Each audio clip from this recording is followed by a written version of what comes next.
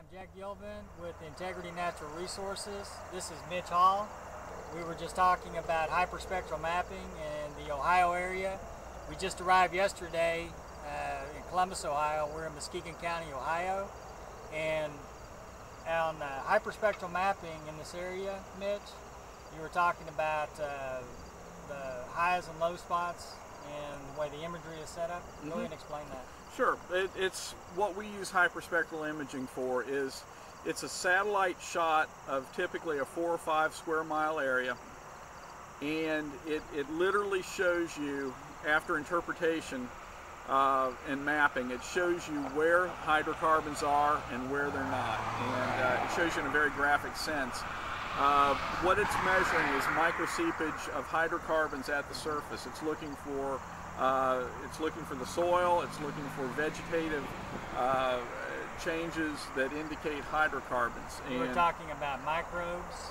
Well, we use that to find a macro area that's got high hydrocarbons, and to actually find drilling locations, we use several different tests. We use microbial, which actually searches for a certain type of microbe that feeds off a hydrocarbon. We look for more intense areas so we can not only verify what we're seeing on the hyperspectral image, but we're also looking for specific drill sites to optimize it. What we find is that where you've got better fracture networks, you've got more intense microbes that feed on hydrocarbons, you've got higher levels of iodine 53.